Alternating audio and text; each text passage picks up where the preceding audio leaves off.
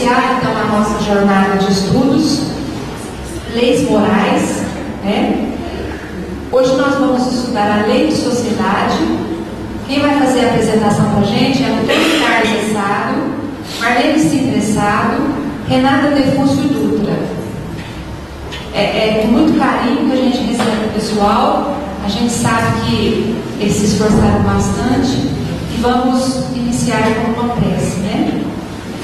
Então vamos elevar o nosso pensamento, o nosso coração até Deus, que é Pai de amor e de misericórdia, até Jesus, o Mestre, irmão maior, rogando a Ele, permita que os amigos, os protetores espirituais dessa casa, especialmente deste trabalho, deste estudo, que eles possam trazer para todos nós a serenidade, a tranquilidade que necessitamos para compreender melhor a lição da noite de hoje. Seja conosco, Jesus, neste momento.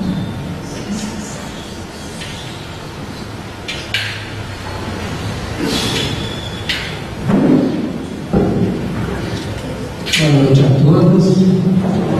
Que a paz do nosso Mestre nos envolva a todos, agora e sempre. As leis de Deus, segundo o trabalho que Allan Kardec realizou, que foi um trabalho científico, né? Já que ele era um homem de ciências, já que ele era um cientista na área da educação e dono de uma cultura vasta, ampla, né?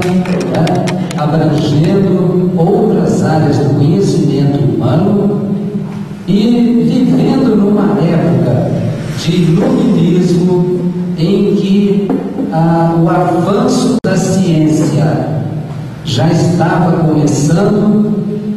Allan Kardec é convidado a analisar os fenômenos de mesa girante e se propôs nesta análise a fazer de uma maneira científica, usando o método científico, né? Então é assim que ele estabelece o seu objeto de estudo, que é o espírito, né? E após estabelecer o objeto de estudo, ele faz o levantamento das características de tudo, de todos os detalhes que envolvem a vida do espírito, os seus relacionamentos, né, com o mundo dos encarnados, entre eles, todos os detalhes. E é lógico que esse trabalho ele não fazia sozinho. É lógico que o que estava acontecendo era o advento do Consolador prometido. Era aquela promessa que Jesus havia feito e que estava se cumprindo naquele momento, naquela época dos anos de 1854, 55, 56, 57, quando em 18 de abril surge o Livro dos Espíritos, né? E livro este que já falamos, duas partes que fazem parte do seu conteúdo, né? A primeira é o estabelecimento do objeto a ser estudado. A segunda, as relações que ele estabelece com o mundo corpóreo. E a terceira, que é, seguindo o método científico, que é o levantamento, o estabelecimento de leis, né? Oriunda daquele objeto que está sendo estudado, né? Então, o espírito humano criado por Deus. Né? Kardec já define Deus na primeira pergunta como sendo a inteligência suprema do universo.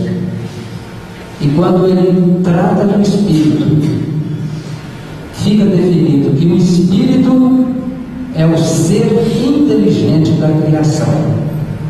Mas este ser inteligente da criação foi criado por Deus a partir do princípio inteligente. E como diz Raul Teixeira, numa de suas palestras, ele disse que nós somos criados em grupos, né? E que nós somos, as diferenças que existem entre nós não são assim tão gritantes, né?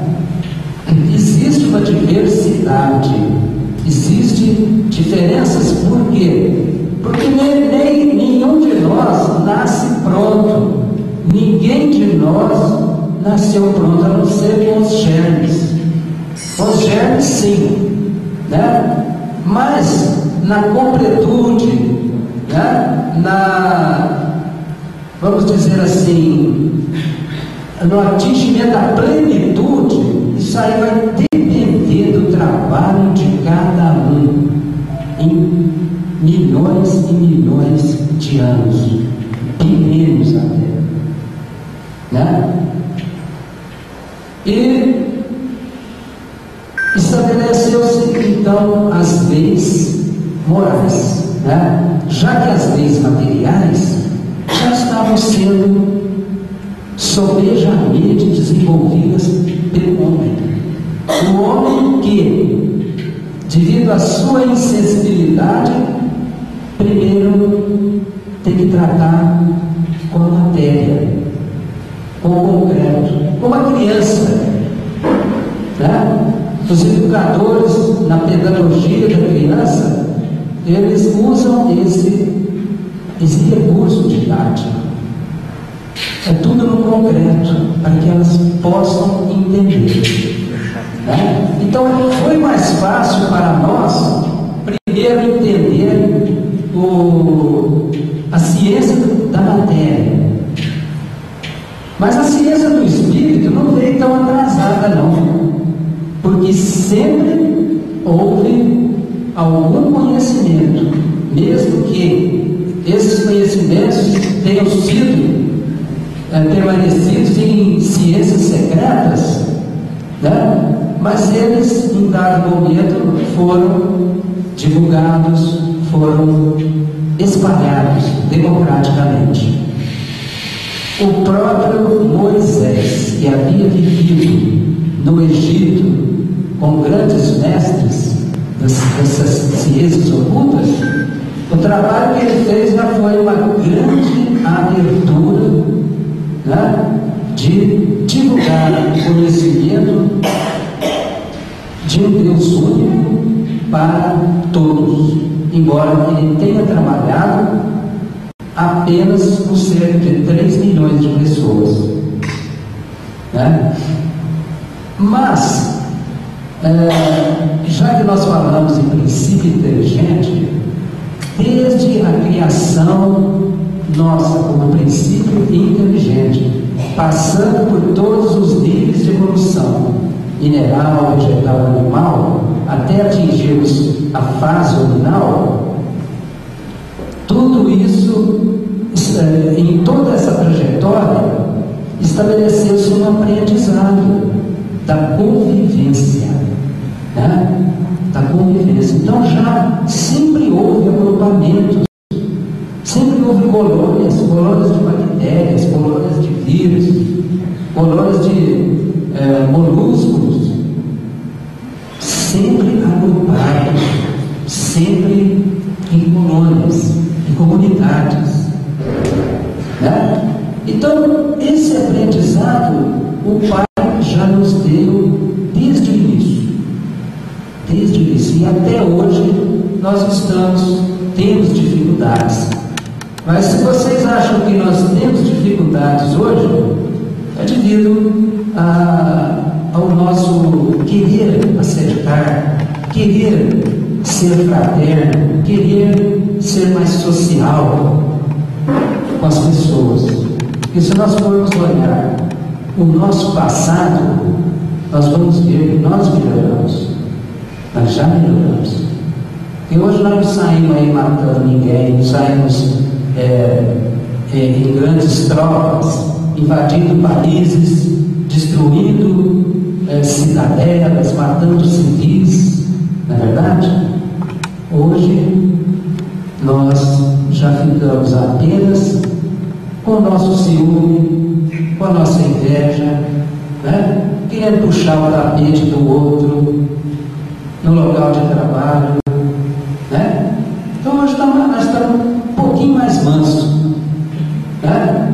Se antes a gente violentava famílias, destruía uma cidade, saqueava, hoje, graças a Deus, nós podemos pôr a mão no céu, né? Porque tem muita gente que, ao invés de fazer isso, sai aí nas ruas com uma sacola, participando de campanhas, como campanha Alta de Souza, recolhendo alimentos para distribuir para os pobres, né? Nós temos irmãos que se unem para fazer uma sopa.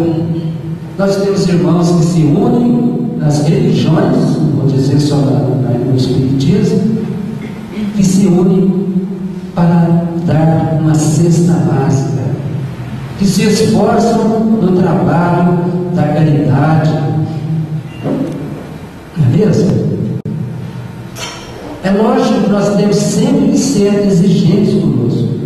Por isso que nós achamos que nós ainda às vezes ficamos insatisfeitos conosco, né, com as nossas atitudes, mas é porque o nosso senso crítico vai sendo apurado, vai sempre exigindo mais. E é bom que seja assim, né?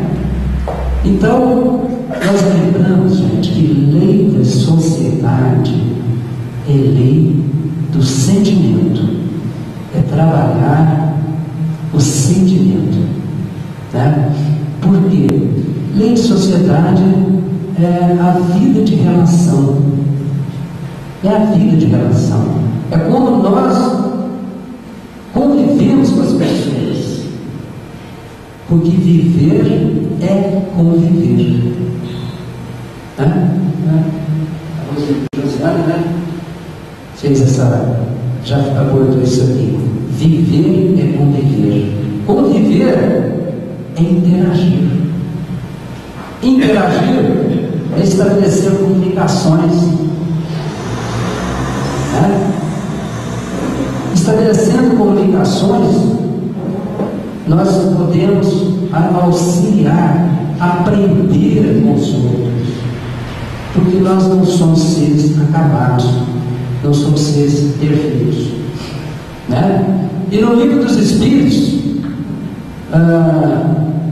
quando Kardec pergunta, né, sobre a lei se a vida social é a lei da natureza, os Espíritos respondem que sim, e que não foi à toa que Deus nos deu a palavra e outros recursos. É lógico que quando ele fala palavra, a palavra hoje, né? Hoje para nós a palavra está aqui já, né? Se nós um dia nos comunicamos só com palavras, mas a coisa mudou, melhorou muito. Começou com o telégrafo, né? Aquele código Morse, tá? Com batidas curtas e batidas longas. Então tem um alfabeto todo,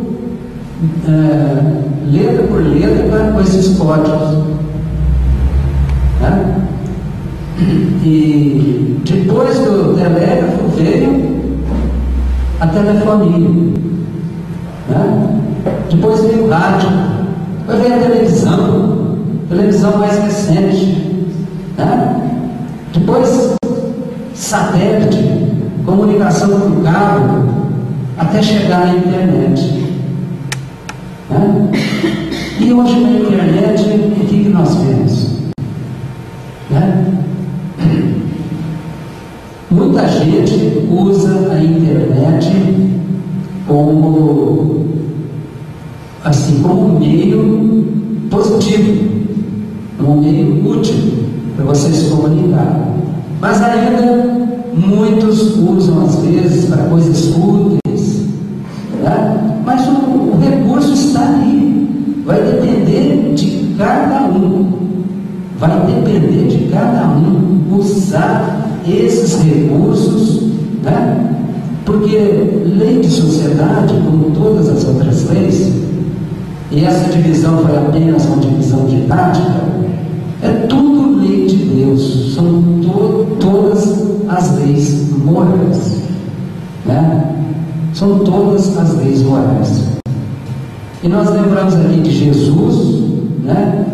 Vejam bem, Jesus que veio até nós, numa atitude corajosíssima, né? E de muita humildade, para nos trazer uma das maiores mensagens que esse planeta já recebeu, né? E ele resume os mandamentos que Moisés havia ensinado: amar a Deus sobre todas as coisas e ao próximo como a nós mesmos. Aí estão toda a lei e os profetas. Não é verdade? Porque através da lei de reprodução nós temos a oportunidade de vir ao mundo através da reencarnação, tá? A lei de destruição, a lei de conservação vai colaborar com o equilíbrio, tá? Com o equilíbrio da população, tá? A lei do progresso nos impulsiona para a frente. Os espíritos sempre falam nessa lei de sociedade, né? Que nós temos que progredir, que nós temos que caminhar para frente, mas para isso nós temos que buscar a cooperação mútua, né? Nós vemos, por exemplo, a evolução da ciência, como que ela se processa, a evolução da ciência, né? Um lá começou a descobrir determinada coisa, veio o outro, a partir daquilo que um descobriu, através das suas pesquisas, observações, laboratório, veio o outro, complementa aquilo. Aí vem o terceiro e assim vai essa corrente, né? Olha para vocês verem, quando a gente pega um dicionário, né? A gente vê aquele livrinho aqui, a gente não imagina que para fazer um dicionário, gente, é um livro que abrange todas as áreas do conhecimento humano, todas as áreas. Então, para fazer um dicionário é preciso de várias equipes, de cada área. Olha a somatória da coisa, não é verdade? E assim é em todos os níveis, né? Em todos os níveis nós somos chamados, né, a sermos mais tolerantes com as pessoas, né? E Kardec estabeleceu até uma trilogia. Kardec pensou nisso também, no relacionamento entre os espíritos. Ele deixou aquela trilogia: trabalho, solidariedade e tolerância. Trabalho que nós temos que fazer é o progresso, são as ações, as nossas realizações. Nós vamos ficar de braços cruzados, beleza? Solidariedade, nós temos que ser solidários uns com os outros, ajudar, auxiliar, Né? Se eu não sei uma coisa, eu vou perguntar. Não é mesmo? Aqui na nossa comunidade, aqui na casa, nós temos médicos, nós temos engenheiros, nós temos arquitetos, nós temos gente, como se diz, que é só do ar, né? Mas todos aqui são vistos como pessoas, como irmãos, como seres. Por isso é que aqui é considerado a casa do encontro, a casa da amizade. E quanta coisa nós aprendemos quando visitamos uma outra casa. Nós, por exemplo, começamos a receber um estímulo para cantar, para fazer palestra com música, com aqueles meninos ali, o Jamil, a Suzy, que estão lá no centro do aeroporto. Teve um dia que os mentores nos intuíram para ir até lá. De vez em quando eles convidam a Marlene para fazer uma palestra. Então, sempre que eu visito um centro, eu aprendo alguma coisa, eu trago alguma coisa. É impressionante, né? A gente vai todo rompante, achando que nos amor é maior, mas chega lá e eu vejo uma coisa, né? Eu vejo aquela união, eu vejo eles cantando, procurando logo aprender, trazer para cá. Não é verdade? Aqui no nosso passe magnético, nós fazíamos o passe, não tínhamos o específico. O específico a gente faz o passe do senso de força, depois 2 no final, voltado para o problema que a pessoa tem. Uma pessoa frequentava lá no IMA, morou aqui em frente, um dia ela chegou e falou: eu vim aqui para dizer para você fazer o específico. Só que lá eles só fazem o específico, né, devido ao grande número de pessoas, mas foram encaminhados pelos espíritos, né? E nós poderíamos citar muitas e muitas coisas. Gente, por isso é que as casas espíritas tinham que ser mais unidas. Por isso que a aproximação, a união dos espíritos, a união social, a USE, quando foi fundada, o nome dela era União Social Espírita. Depois que ficou União das Sociedades Espíritas. No começo era União Social. Não é verdade? Então, união na casa espírita, cooperação, um ajudando o outro. Como nós estávamos dizendo, nós temos construtores. Quando nós precisamos de construir, fazer uma reforma aqui, o construtor nos auxiliou, o arquiteto colaborou, né? Sem contar que todo mundo dá a sua colaboração. Não é verdade? Então vamos, gente, procurar cultivar cada vez mais isso. Não é só na casa espírita, na família, no local de trabalho, né? Em todos os níveis, todo lugar que nós estivermos, né?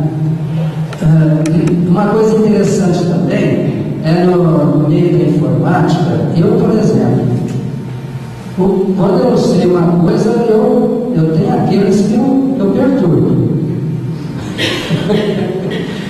Eu dou um jeito de arrumar um treco de informática. Lá no pessoal nós tinha uma chave, né? Agora ele saiu, mas ele veio para cá. Ele nos ajuda demais, né? Esses dias eu vi um vídeo no YouTube ensinando, falando sobre transmissão, né? Ao vivo. Nós estamos tentando fazer, hoje parece que está falhando, né? O som está falhando. Mas a filmadora do Daniel, ela grava também, e depois nós vamos colocar os vídeos na internet. E estava perguntando, eu vi era um rapazinho de 15 anos. Eu peguei o e-mail dele, escrevi para ele, combinei um horário, nós conversamos no MSN, ele me explicou umas coisas, e vejam bem, Eu falei que era um centro espírita, nós estamos fazendo transmissão ao vivo no centro espírita. Então pensei em falar do espiritismo, porque tem que falar, né? A gente vive isso aqui, né? Esse menino começa a perguntar sobre espiritismo, acredita em Deus? Eu acredito, né? E eu perguntando lá de informática, de transmissão do programa. Ele falou: mas eu sou ateu, meus pais são evangélicos. Aí, conclusão: olha, eu nem conheço o rapaz, é um menino inteligente, que fuça na internet desde os 7 anos. E no fim eu acabei ajudando ele. Aí eu falei: olha, pega na internet aí, ó, PDF do Livro dos Espíritos. PDF é o livro que você pega pela internet, né? Você pega o livro inteirinho. Ó, procura na internet PDF do Livro dos Espíritos, PDF do Livro dos Médicos. Deu uma geral assim para ele. E eu ainda falei assim: olha, você não fica. Qualquer coisa que você precisar aí, você não vai entrar em baixo astral, não, tal, né? Às vezes, rapaz, declarando que é ateu e tal, pode entrar em parafuso a qualquer momento. Então já dei essa abertura e eu acabei passando, eu fui procurar na internet e acabei passando os espiritismos para ele. Mas não que eu queria fazer isso, né? Eu até respeitei a posição dele, nunca condenei ele por ele ser ateu. Eu falei: não, vai estudando, você vai encontrar, você vai ver. Aí eu falava assim: olha, o Einstein, uma das maiores inteligências, era crente em Deus. De vez em quando eu ia dando um pinceladinho assim para ver se comovia ele, né? Então, gente, vocês vejam, pessoas estranhas, né? Mas nós utilizamos nesse momento a internet para uma finalidade útil, não é verdade? Mas é assim que nós vamos aprendendo, né? Nós vamos aprendendo, mesmo que a gente use indevidamente, mas com o tempo, com o estudo, com as nossas reflexões, com o desejo de melhorar, nós vamos mudando, porque sem mudança não há progresso, né? E vamos continuando com esse espírito de colaboração, espírito de cooperação, tendo a humildade de saber que ninguém sabe tudo. Não tenha orgulho de perguntar para quem, né? Quem sabe mais. Se é uma área de medicina, pergunte. Se é uma área de engenharia, pergunte. Né? Todo mundo vai ajudar. Beleza? Então, que Jesus abençoe a todos nós. Vamos passar a palavra para ela.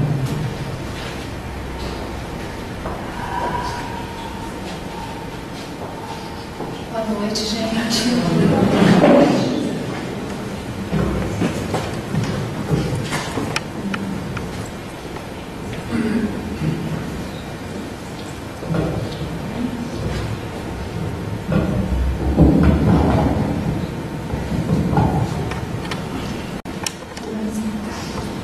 Boa noite, gente. Eu vou dar continuidade naquilo que o Antônio Carlos começou, falando que, naturalmente, né, nós fomos criados, enquanto espíritos, criaturas de Deus, né, nós somos criados em grupos. Na nossa essência está imprimido isso, que a gente nasceu em grupo, né, nós somos criados por Deus em grupo, e que à medida que nós fomos evoluindo, a gente foi se separando um pouco. Mas a nossa existência hoje, ela foi garantida e ela está garantida porque desde a época em que nós fomos criados, em que nós viemos para a Terra, vivemos em tribos, nós conseguimos sobreviver graças à unidade que as tribos propunham, ajuda mútua, de segurança, de ali a gente foi crescendo e amadurecendo e tornamos hoje nesse mundo de mídia, nessa modernidade toda que o Antônio Carlos acabou colocando.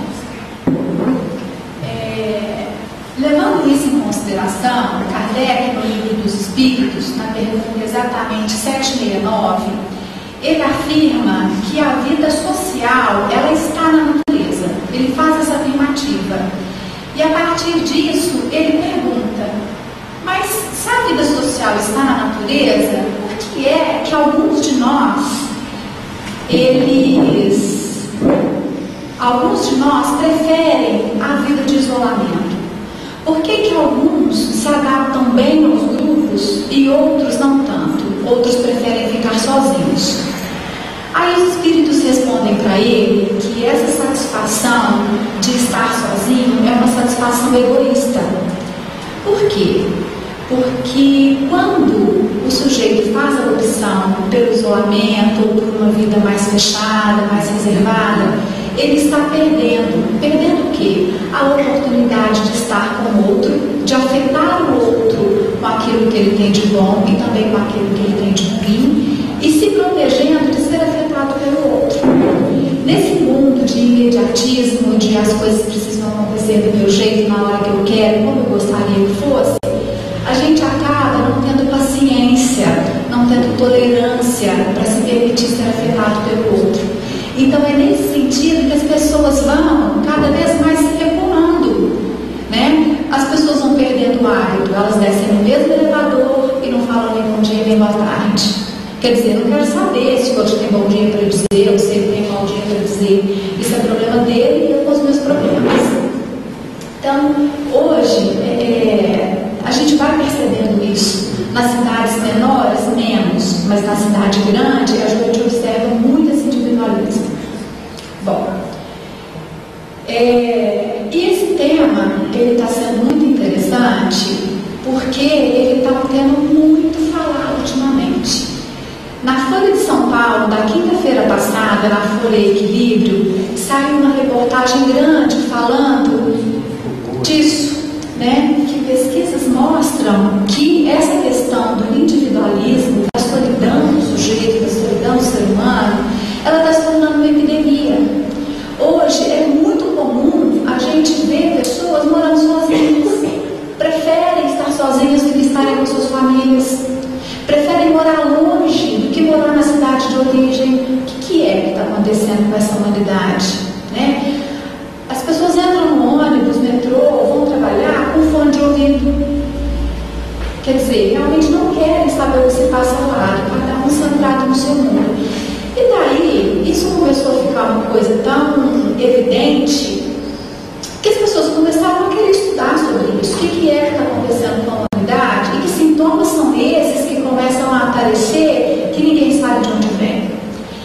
Daí, um psicólogo americano, ele teve a oportunidade de se encontrar com vários outros colegas e ele resolveu publicar um livro que se chama Solidão. Esse livro, ele vai dizer de 20 anos de pesquisas de psicólogos, neurocientistas, psiquiatras, cardiologistas, vários profissionais da área de saúde e da área social se reuniram para poder discutir e aprimorar um assunto que há anos vem sendo pesquisado. E o que foi constatado? Outra coisa, saiu na Folha Equilíbrio, na Folha de São Paulo, né, no caderno Folha Equilíbrio, e também no Globo Repórter da semana passada, sexta-feira, o assunto foi esse, a solidão do solitário. Quer dizer, não é à toa que esse tema está vindo tão à tona, né? Certamente é porque realmente estamos vivendo uma epidemia de solidão. Nesse estudo ficou comprovado que 20% dos americanos, porque esse estudo foi feito lá, 20% dos americanos, e aqui no Brasil não é diferente, estão vivendo sozinhos, de forma solitária. E nessa pesquisa ficou claro que a solidão que o sujeito se propõe a viver, ela é um sintoma. Por que é um sintoma? É um sintoma assim como a fome. Quando a gente está com fome, não é sinal de que a gente precisa comer alguma coisa, que a nossa carga de energia e do alimento que a gente adquiriu já acabou. Então tá, estou estou com fome, eu tenho que comer. Se eu tenho febre, significa que eu tenho uma infecção. Eu preciso procurar um médico, saber a origem daquela febre, tomar o medicamento adequado, não é? A solidão, ela também é um sintoma, ela é sinal de que algo naquele sujeito não está bom. Tem algo acontecendo de errado com ele.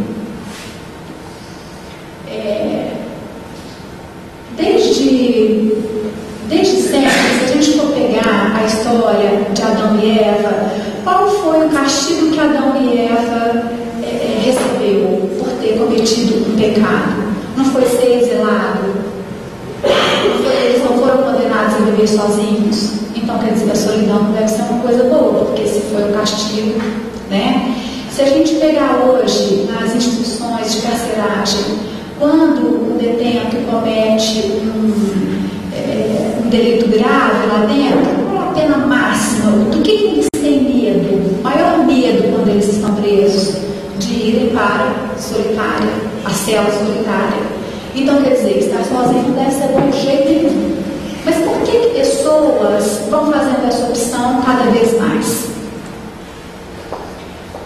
Daí eles vão fazendo os diagnósticos. O que acontece é o seguinte: como a solidão é um sintoma, como que isso começa a aparecer e de que forma a gente pode começar a perceber que essa solidão ela está indo além daquilo que deveria ser normal.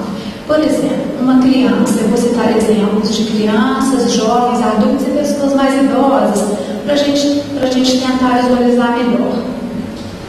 Uma criança, por exemplo, ela não consegue se sentir aceita em casa, por exemplo. Ela tem até um caso que nesse livro retrata de uma moça que ela morava numa cidade pequena e toda a família dela vivia naquela cidade. E ela não se sentia parte do grupo, ela não conseguia se sentir bem ali. E à medida que ela foi crescendo, ela sonhava em ter a oportunidade de morar fora, de estudar fora, de morar fora, de sair daquele ambiente, porque ela não se sentia bem ali. E assim ela fez. Ela teve oportunidade, não conseguiu estudar fora porque não passou na universidade que ela gostaria, mas ela conseguiu trabalhar fora. Só que quando ela era criança, os relatos de familiares e professores dizem que ela era uma criança agressiva, que ela era uma criança intolerante, que ela era uma criança muito crítica e que ela tinha muita dificuldade de se relacionar não só com os familiares, mas também com os colegas. Ela não se adequava, ela não entrava ali. E daí essa moça sai de casa, já era formada, ela sai de casa e vai trabalhar. Vai morar sozinha, o sonho da vida dela. Com 3, 4 meses que ela estava morando fora, ela começa a perceber que ela começa a não dormir bem. Ela começa a ter problema de insônia, e isso vai deixando ela cansada, vai deixando ela irritada, e um número de trabalho muito grande. E de repente ela tem a primeira discussão no trabalho. Tudo que era lindo, tudo que era sonhado começa a não ser tão bonito assim. E ela tem a primeira discussão. E daí ela começa a questionar se aquilo está fazendo bem para ela, se não está fazendo bem, se aquilo tinha sido a melhor escolha. Estava sozinha do jeito que ela gostaria. E daí ela começa a engordar, porque como ela não tem companhia e a ansiedade dela vai ficando muito alta, ela começa a comer.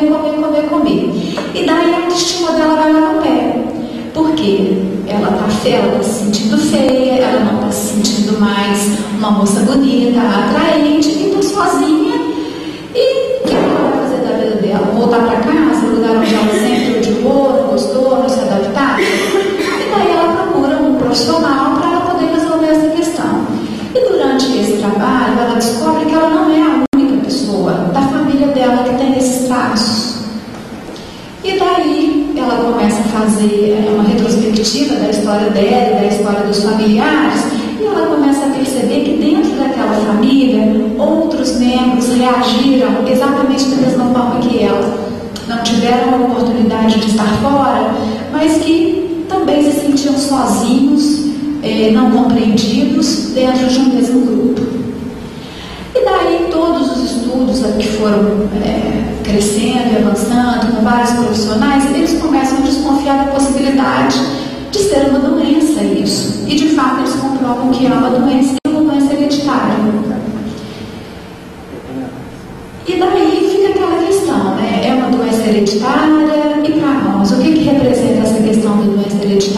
Nós sabemos que os espíritos eles escolhem as famílias afins para eles poderem evoluir juntos, não é? As dificuldades vão sendo superadas em grupo. Então a gente sabe que o que é hereditariedade na carne é afinidade no mundo espiritual.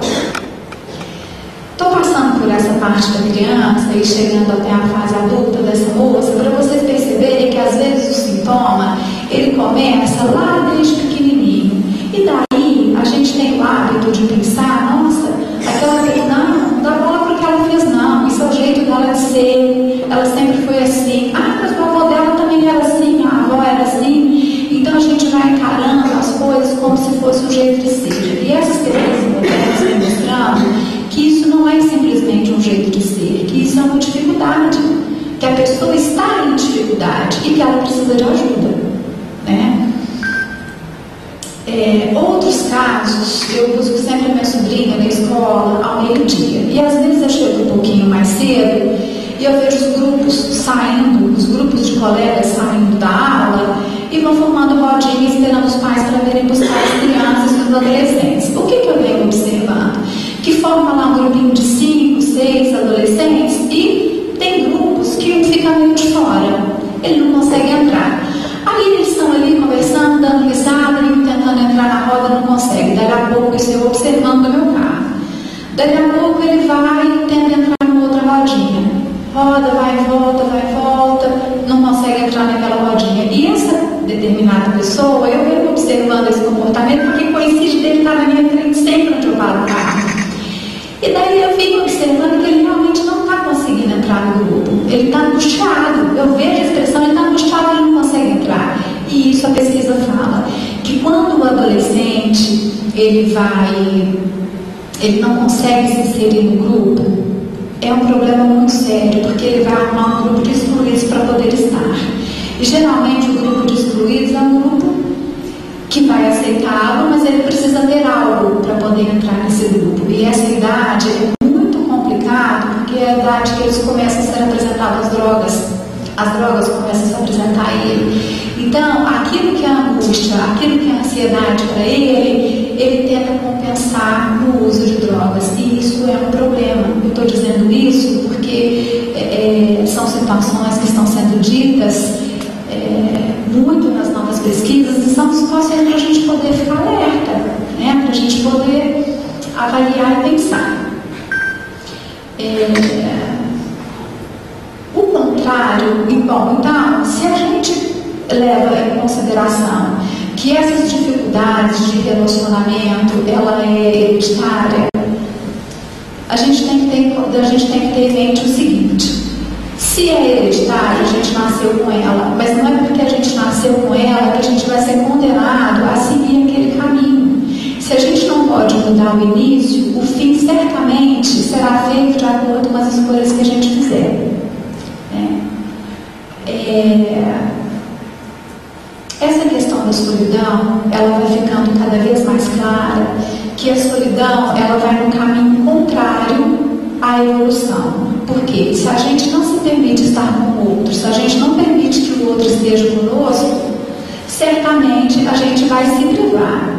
E também tem aquela outra frase, né, que se eu não estou fazendo bem, eu já estou fazendo mal, porque o nosso objetivo é estar fazendo bem tanto para a gente, tanto para o outro que está do nosso lado. E também não é necessário que a gente esteja isolado numa ilha deserta para a gente poder estar sozinho. Não necessariamente. A gente pode estar casado, pode estar ao lado de uma pessoa durante anos e não compartilhar a nossa intimidade com essa pessoa. Porque o sujeito que ele tem tendência para ser solitário, para se preservar, para ficar mais excluído, o que ele adquire? Ele adquire uma questão que chama desconfiança. Ele não acredita no outro. Ele sempre acha que o outro está ali para agredi-lo, para afrontá-lo. Se ele abrir alguma coisa da intimidade dele para o outro, ele está correndo risco de ser criticado, de ser debochado, de ser ridicularizado. E o mais importante é que quando a pessoa que tem esse tipo de sentimento sentimento, ela não vai chegar para a mãe, para o pai, para o marido ou para o filho e vai falar: olha, eu estou me sentindo excluída, eu não consigo me relacionar com as pessoas. Ela tem medo de fazer isso. Ela não vai falar. E cada vez mais que ela vai se isolando, mais esse instinto de alerta vai ficando aguçado. Quanto mais ela se isola, mais perseguida ela se sente. E daí o que acontece? Como é uma doença silenciosa, que pode começar na infância ou na adolescência, quanto mais tempo isso vai passando, e ela é tênue, ela é suave, ela é uma coisa que vai acontecendo gradativamente, o diagnóstico é muito difícil, porque confunde, como eu já disse, com o jeito de ser da pessoa. E essa pessoa vai entrando num sofrimento muito grande. Por quê? Porque ela não consegue se relacionar, o estado de alerta dela vai aumentando. É assim, ó, quando a gente está caminhando numa calçada, por exemplo, e de repente numa garagem, um cachorro late, a gente não leva aquele susto, a perna fica bamba, se ele continua andando, mas com aquela sensação, né? Porque hormônios foram liberados do seu organismo. A pessoa que ela vai ficando isolada, isso é comprovado, a neurociência localizou até o lugar do cérebro. Ela vai liberando o nível de cortisol, que é esse mesmo hormônio quando o cachorro late, você leva aquele susto, ela vai liberando aquele hormônio o tempo todo no seu organismo. O organismo ele fica intoxicado daquilo. E o que acontece? Essa intoxicação, ela provoca infarto, provoca pressão alta, provoca diabetes, insônia, irritabilidade, agressividade. E quanto mais a pessoa vai ficando, menos ela vai conseguindo conviver com as pessoas. Ela vai se tornando uma pessoa que não tem jeito de conviver. Nem as pessoas que gostam dela, que a amam, não conseguem estar perto, porque ela está sempre agressiva, sempre irritada, sempre nervosa, sempre com uma coisa, uma pedrinha na mão para atacar no outro. Por quê? Porque ela tem que se defender. Já que ela não dá conta mesmo de se relacionar com ninguém, o que acontece? Ela tem que se relacionar com ela mesma.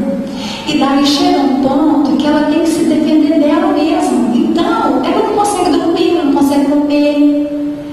E vai ficando uma pessoa mais velha que não tem jeito de se relacionar. E daí o que acontece? Ah, mas ela sempre foi assim, a vida inteira foi assim. Gente, não é. Isso aí está comprovado. A medicina até catalogou nomes com sintomas e existe medicação para isso. Porque eu não sou especialista nessa área, mas a gente observa que as pessoas que têm a oportunidade de se tratarem, elas vivem muito melhor. Elas têm uma qualidade de vida muito melhor. Então aí a gente fala: nossa, mas ela nasceu assim, ela não tem que passar por isso. Isso não é aprovação, isso não é, ela não tem que viver assim. Não, ela não tem que viver assim. Se há uma dificuldade que o sujeito tem, se hoje a gente tem remédio, tem profissional, tem medicação que vai aplacar essa dificuldade, dando a essa pessoa uma qualidade de vida melhor, por que não? A questão é procurar o profissional adequado para não deixar essa pessoa passar mais uma existência com essa dificuldade. Porque se é uma doença que ela vem gradativa, ela vai aumentando de forma gradativa, significa que a pessoa ela não teve oportunidade de aplacar essa dificuldade. Então, tá, e outra coisa, o sujeito que passa por essas questões, ele não tem um olhar crítico para poder entender que ele está adoecido e que ele precisa de ajuda. Então, precisa que o familiar tenha sensibilidade para poder falar: nossa, essa pessoa não está legal mesmo, não está bem, ela precisa de ajuda. E é olhar para o outro que vai tirá-la dessa condição, porque ela própria não tem condição de fazer isso.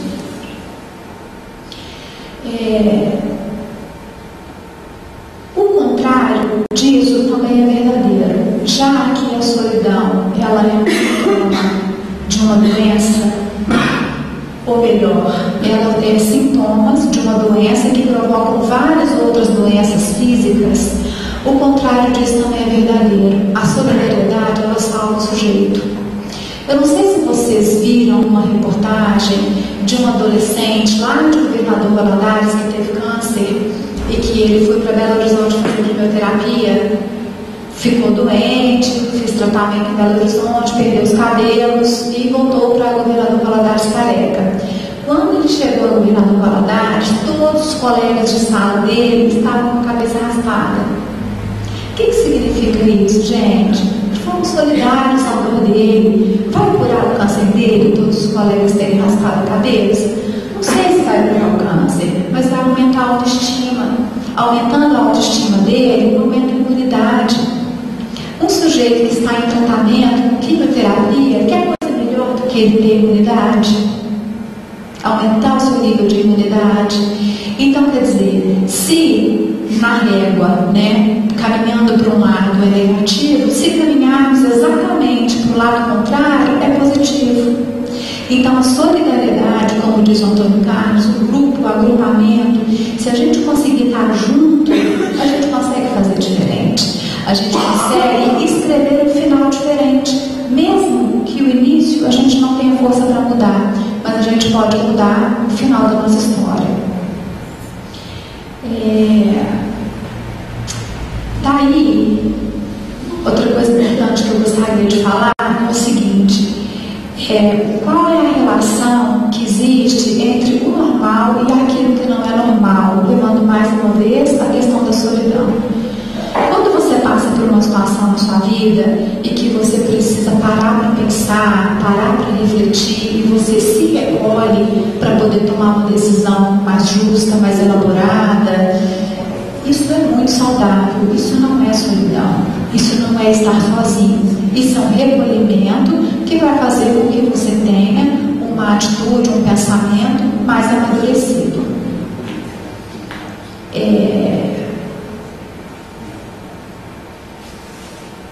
Bom, enfim, era isso que eu gostaria de falar com vocês e mostrar que a questão da família é muito importante, que se nós nascemos em grupo, se nós estamos em grupo, o nosso grupo de origem, ele é a família, E se nós pudermos juntos, uns com os outros, crescer nesse sentido, amadurecer nesse sentido, será bom para um, para o outro e para todo mundo. Só uma outra coisinha rápida que eu queria falar. Essa questão do semelhante, ela é tão importante para a gente, que é no olhar do outro que a gente se constitui, não é? Quando o bebezinho nasce, que ele é pequenininho, que a mãe fala, nossa, ai, que gracinha, olha a mãozinha dele, o pezinho, mas ele é tão bonito, é tão cheiroso. Essa criança vai se constituindo dessa forma. Houveram estudos na época da Segunda Guerra Mundial, onde muitas pessoas morreram e muitas crianças sobreviveram sem seus pais. Foi um índice de crianças adoecidas muito grande, porque elas perderam esse contato. Elas foram alimentadas, foram trocadas, foram tratadas, mas elas não foram amadas genuinamente, Então, esse olhar do outro, ele realmente nos constrói, ele nos constitui. Vocês assistiram aquele filme Náufrago? Que é um filme onde tem um acidente e aí uma pessoa só sobrevive numa ilha. O sujeito fica lá sozinho e ele vai ficando tão louco, porque ele vai perdendo a identidade dele, ele não tem espelho, ele não tem nada, ele não tem ninguém. Aí ele machuca a mão, eu acho que é mais ou menos isso mesmo, ele machuca a mão segurando uma bola com aquela mão ensanguentada. Aí os dedos dele ficam naquela bola e aí ele vê a semelhança daquela bola no rosto humano. E daí ele vai lá, faz o olho, o nariz e a boca, coloca aquela bola ali do lado e aquela bola começa a ser o parceiro dele. Aquela bola que ele elege como se fosse um sujeito, que ele dá até o nome de Sr. Wilson, porque a marca da bola era essa bola salva o sujeito da loucura. Se essa bola não existisse ali, ele ia ter que eleger alguma outra coisa que ele pudesse chamar de humano, porque senão ele ia morrer, não de passar fome, por nada disso, ele ia morrer porque ele não ia ter força para sobreviver.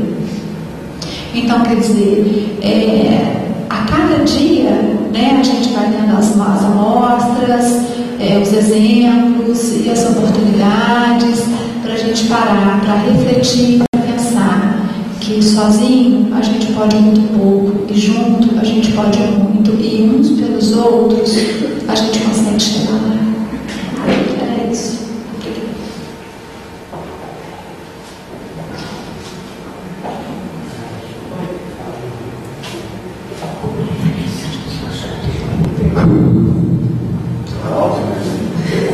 Um pouquinho, só um pouquinho.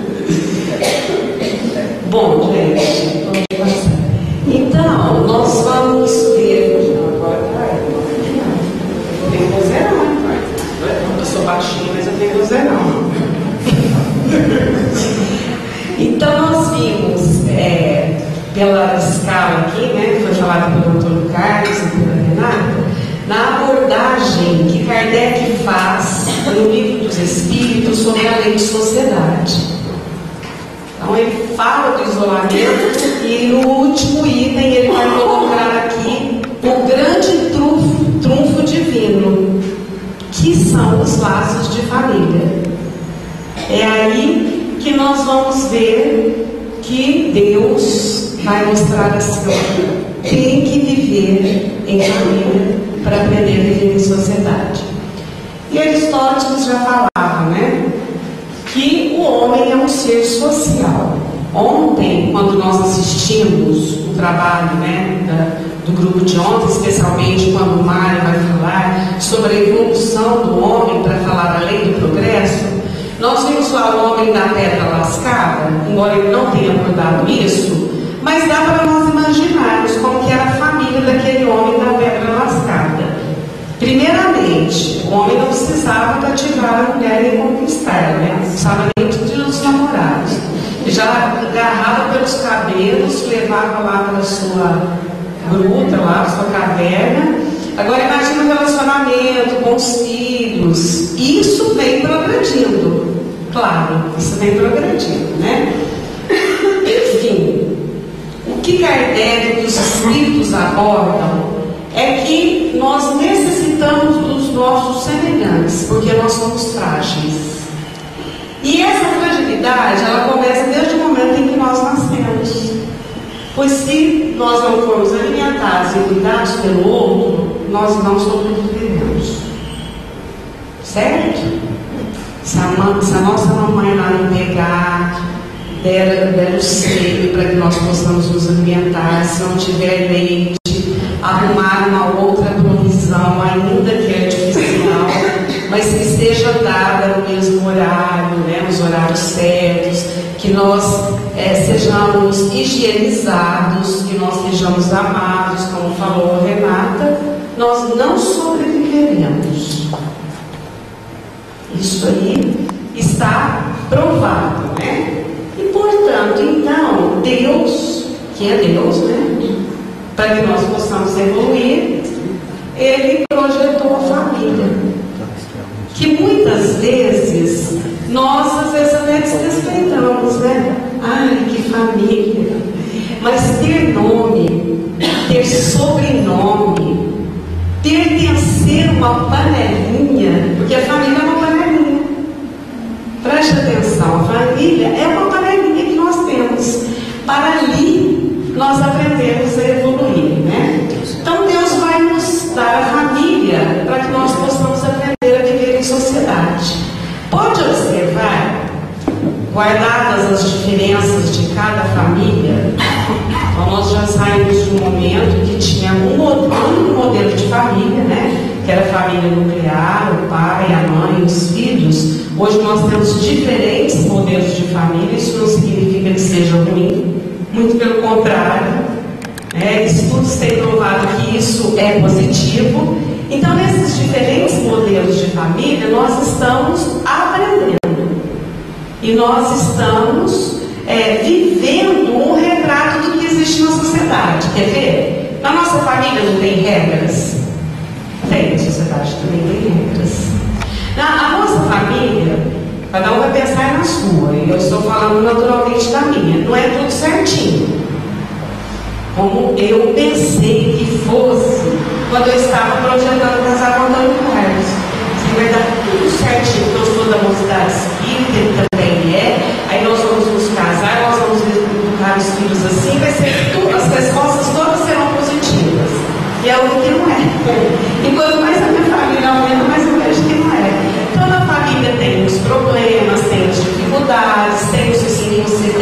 dificuldade para conviver. E na sociedade é assim também. Então Deus é Deus, não é? É muito interessante, porque é aí que nós vamos aprender, né? No mundo animal, porque às vezes as pessoas comparam, né? Mas no mundo animal, a mamãe, né? Ela cuida da sua cria até o ponto que ela sai andando e tchau, ninguém mais sabe, né? Eu vou dar o exemplo da Jolie. A cadelinha lá, ela no início, ela tem um amor. Quem já tem convive com animais assim, né? Eu vou dar o exemplo do cachorro, que é o mais comum talvez entre nós. Quando a cadelinha tem os seus filhotes, primeiro chegar perto para ver se ela deixa.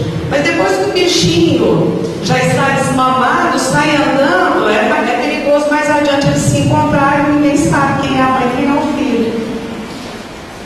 E às vezes algumas pessoas pensavam pelo menos, hoje já está provado que não, que esse hábito nosso familiar é cultural, que na realidade nós também poderíamos ser assim. Nós deveríamos ser criados na hora que nós estivéssemos prontos para sair andando ou resolvendo os nossos problemas, nós não precisaríamos mais da família. Isso não é verdade. Porque entre os animais, a evolução material apenas, não é a evolução moral. Por isso que o cachorro é sempre cachorro. Por isso que a vaca é sempre vaca. E o homem, mesmo sendo sempre homem, nós observamos que há uma ascensão espiritual, moral, e que nós estamos evoluindo sim, e que as nossas famílias estão se aprimorando sim. Os cuidados hoje são maiores, inclusive as exigências da própria sociedade, as leis sociais em relação à própria família, elas são maiores, mais bem cuidadas, mais bem elaboradas.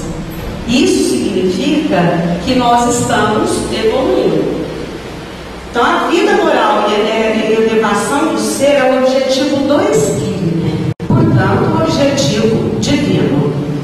E agora nós vamos olhar algumas coisas. A Renata entrou no meu script. Gracinha, né? Isso é lei de sociedade. Vai, vamos lá. Quem já ouviu falar de Robson Crusoe? Já leu o livro?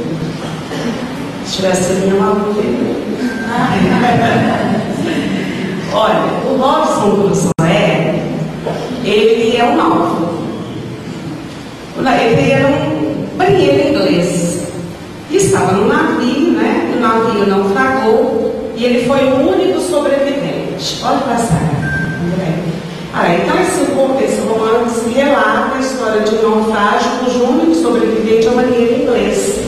Ele vive quase 30 anos nessa ilha deserta, mas ele só consegue sobreviver porque quando ele estava lá, assim que o navio tinha naufragado, e ele percebe que ele é um sobrevivente, ele pega os destroços do navio, ele leva para a ilha e vai montando assim, alguns aparatos, né, de tudo que ele já sabia da civilização para que ele pudesse sobreviver. Ele percebe um dia que uma tribo selvagem está atrás de um outro.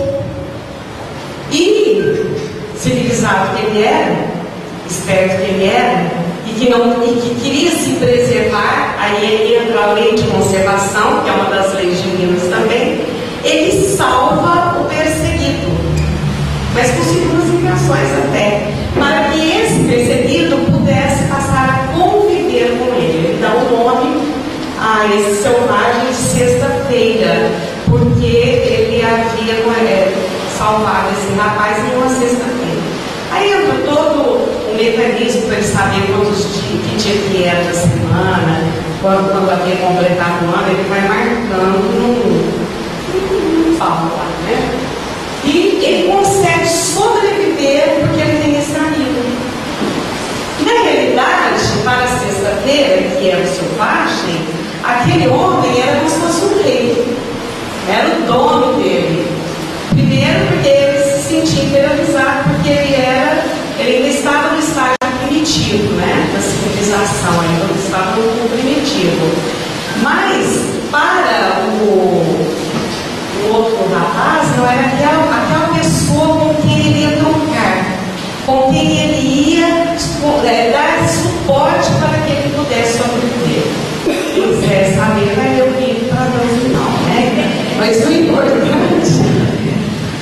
eu quis trazer essa reflexão para vocês. Agora vou só passar rapidinho, né? A Renata já até colocou do ouro, do nome, pode passar. Esse aí é o Náufrago, já assistiram ao filme? Esse é lindíssimo esse filme, né? Encaixa bem dentro da lei da sociedade lá. Ele era um engenheiro de uma multinacional, também houve, aí o problema era avião, né? Ele é o único sobrevivente, como a Renata já relatou. Dentro dos destroços do avião, tem uma série de coisas, entre essas coisas a bola.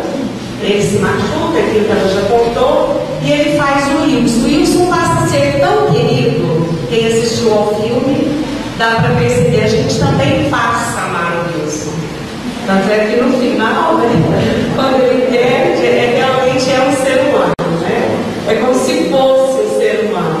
Lá o personagem, Noland, e seu querido Wilson. O retorno de Noland, a civilização, é meio problemático. Mas enfim, ele só consegue também retomar a civilização. Ele ficou só 4 anos, né? Só ele, experimente ficaria. Ele deu conta, ele suportou essa dor, porque ele fez de Wilson aquela pessoa, né, entre aspas, aquele ser com quem ele dividia, com quem ele conversava, com quem ele suportava. E não é muito difícil de nós entendermos isso, porque alguém pode falar, isso é ficção, é mesmo, isso tudo é ficção.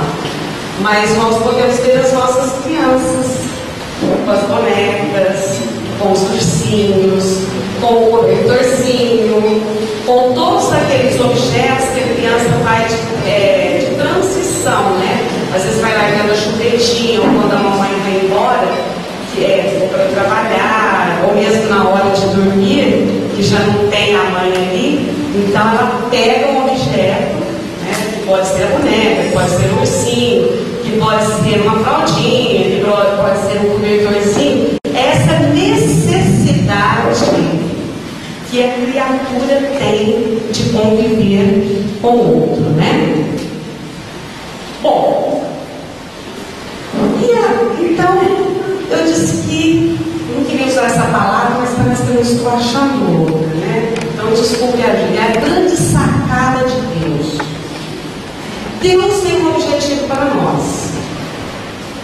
Essas pessoas, esses filhos meus, esses espíritos, precisam viver em sociedade. Eles precisam aprender a amar, a viver como irmãos, porque todos são meus filhos. Entretanto, Deus é Deus, Ele sabe que não dá para fazer isso de uma vez. Aí Ele pôs a família, para que nós pudéssemos aprender a viver. E é nessa vida de relação que crescemos, aprendemos a nos desenvolver intelectual e moralmente. Então eu disse, vou repetir, ter um nome, um sobrenome, é um significado. É saber que você pertence a um grupo. É isso que a Renata deu a experiência dela, né? Como psicóloga, ela começou a observar lá os jovens e ela começou aquele coitadinho não consegue interagir com ele. Mas quando você tem uma família, bem ou mal, porque as divergências, né? As dificuldades, as dinâmicas diferentes na família, mas você pertence a um grupo. E isso é muito interessante. E cada vez mais as famílias, elas precisam entender que aquela criatura que está lá conosco, dividindo aquele aprendizado, esteja ela no local em que ela estiver, ou seja, ou o pai, ou a mãe, ou o filho, ou a sogra, ou o sogro, ou a nora, enfim, todos esses rótulos, nós temos que aprender alguma coisa. E nós temos um compromisso com aquele ser. Não basta mais, como nós já estivemos outrora, em outras eras, estar juntos apenas para sobrevivência física. Porque sempre nós estivemos juntos para a sobrevivência física, sempre estivemos. Agora, nós precisamos estar juntos para a amorosidade, para realmente estabelecer esses laços que são eternos e que é o grande objetivo de Deus. Então eu estava lendo no livro Vozes do Grande Além. É um espírito, pelo menos para mim desconhecido, são diversos espíritos, né, que escrevem os textos. Esse é T. Brandão. Então ele conta a história dele. Porque esse livro é assim, são várias comunicações, né, de espíritos desencarnados, cada um vem e conta a sua história. Esse espírito já havia se comunicado nessa reunião várias vezes. E agora ele viera para agradecer o grupo e para se despedir do grupo, porque ele iria reencarnar, ele vai contar a história dele. Então ele disse assim: eu era um jovem leviano, aventureiro, egoísta, orgulhoso, e conheci uma jovem. E essa jovem, ela era muito rica, era órfã de mãe, e o pai, já velhinho, estava prestes a desencarnar.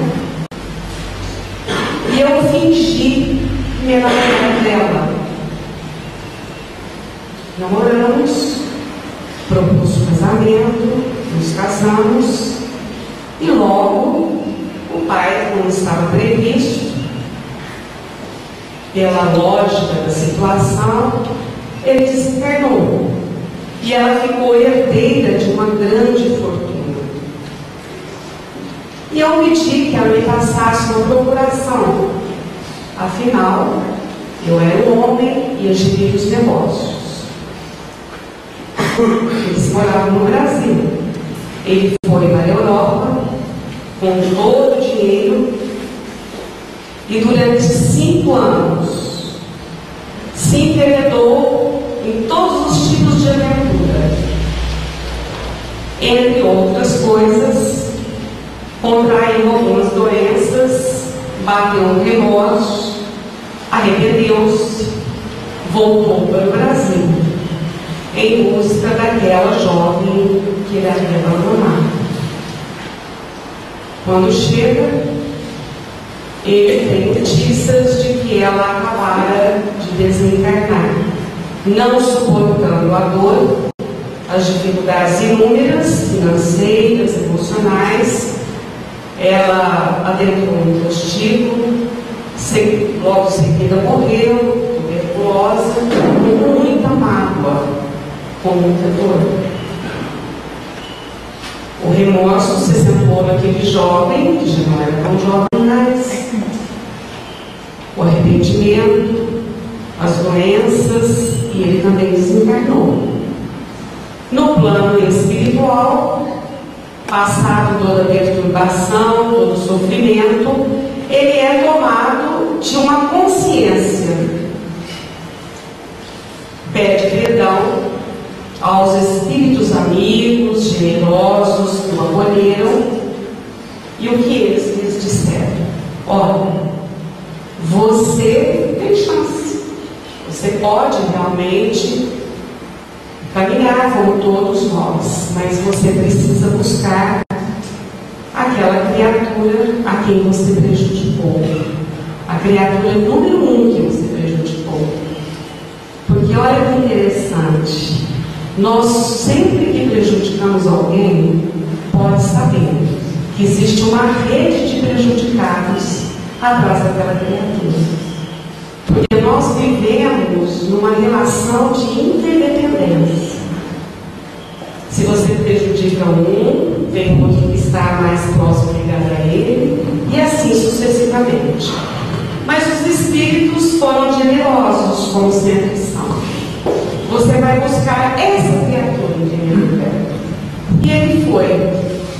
E aí encontrou numa situação muito degradante, estava num vale de muito sofrimento, porque afinal de contas ela também se enveredou para os vícios, faltou-lhe perdão, muita mágoa, e ela estava numa situação muito degradante.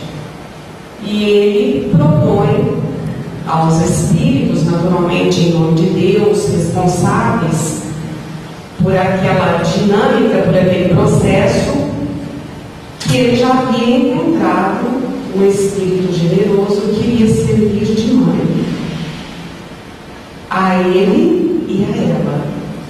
Eles iriam nascer de um parto duplo, portanto, gêmeos. Mas ela traria doenças difíceis, porque estava gravado no seu princípio. E ele ia assumir o compromisso de, durante toda a sua existência, cuidar dela. E foi o que ele fez. Ele, no seu relato, vai contando as criaturas que faziam parte daquela reunião.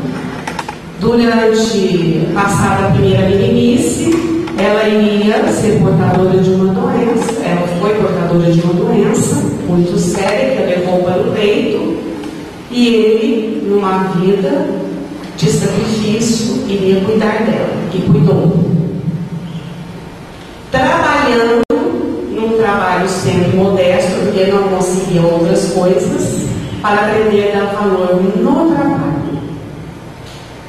Precisou renunciar à sua vida particular, ou seja, mesmo que tivesse namorado de alguém, de outra criatura, não constituiu a sua própria família, porque ele saiu do plano espiritual com o compromisso de ser tutor daquela que agora era irmã, mas que tinha sido aquela que ele abandonou outrora e objeto de motivação e estímulo para que ela também buscasse os 3 caminhos da vida. E ele ainda disse mais para o grupo. E não ressarcia apenas as condições morais que eu lhe roubei, mas o dinheiro também.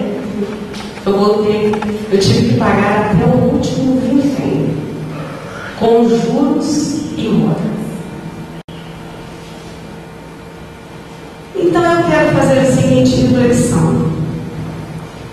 Se nós conhecêssemos esse jovem que, quando relatou no grupo espírita, ele já realmente estava num estado melhor.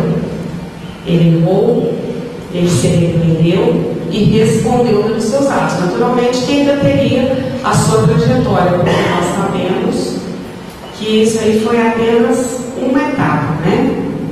Mas se nós olhássemos essa família, nós iríamos, a nossa ótica, às vezes materialista, nós iríamos dizer assim, mas que sofrimento, né? Que sofrimento, porque logo eles ficaram também sem pais e ele ficou ali sustentando aquela jovem irmã. Mas que abnegação desse jovem, que dedicação, mas que vida difícil, que família difícil. Mas olhando com o olhar de cristão, com os nossos olhares, uma dinâmica mais ampliada, que deve ser de todo aquele que é cristão, nós vamos ver que foi uma bênção. Foi a grande oportunidade divina para que realmente aquelas 2 criaturas se acertassem e pudessem realmente depois ser integradas à sociedade da qual elas já estavam inseridas, mas que naquele momento, por exemplo, aquela moça estava no recolhimento, na vida só dela, agora não de um isolamento opcional, mas um isolamento atribuído pelas leis divinas, e que ela pudesse estar ali comungando com aquele que em uma determinada encarnação fizera promessas de amor e depois abandonou. Então a família é a grande oportunidade oportunidade mesmo para que nós possamos aprender a viver em sociedade. Por isso, que diante de qualquer família, de qualquer situação, seja a família aos nossos olhos melhor ou pior, com maiores dificuldades, com menores dificuldades, nós podemos ter certeza que é ali o momento e a grande oportunidade para aprender a amar, para aprender a respeitar, para aprender a servir. Isso é família. E nós que somos espíritas e que já tivemos esse esclarecimento há mais de 150 anos, com o Espírito Verdade, coordenando uma legião de espíritos, através do esforço do nosso querido Allan Kardec, para nos ensinar a viver em sociedade na nossa própria família, nós precisamos valorizar. Porque hoje já não são apenas os religiosos que valorizam a família. E dizer que a família está em decadência é mostrar que nós não estamos acompanhando os grandes estudos, coincidindo com a resposta que os espíritos deram a Kardec. A família nunca vai deixar de existir, porque isso seria uma recrudescência ao egoísmo. E nessa mesma história que eu contei, nós vimos no início um jovem egoísta, um jovem leviano, um jovem ambicioso. Depois nós vamos ver, na segunda história dele, um jovem altruísta, um jovem dedicado, um jovem amoroso.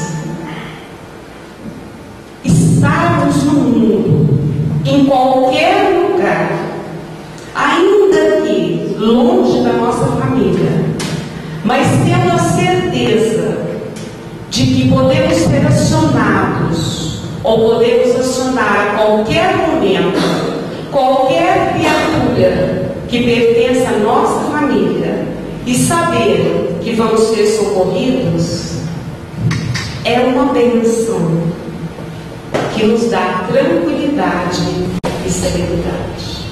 Isso é família. Não precisamos estar todos os momentos juntos, todas as horas, mas a criatura precisa ter a certeza, qualquer membro da nossa família, que se nós precisarmos, ela estará presente. E se ela precisar, nós estaremos presentes.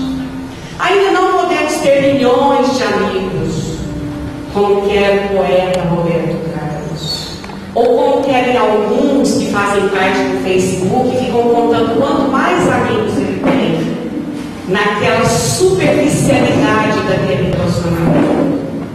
Que tenhamos poucos, mais ou menos, mas que tenhamos verdadeiramente amigos sinceros. E principalmente da nossa família, que cuidemos, como dizer de Paulo, com maior cuidado e com maior carinho, para que não sejamos considerados como o pior dos infiéis.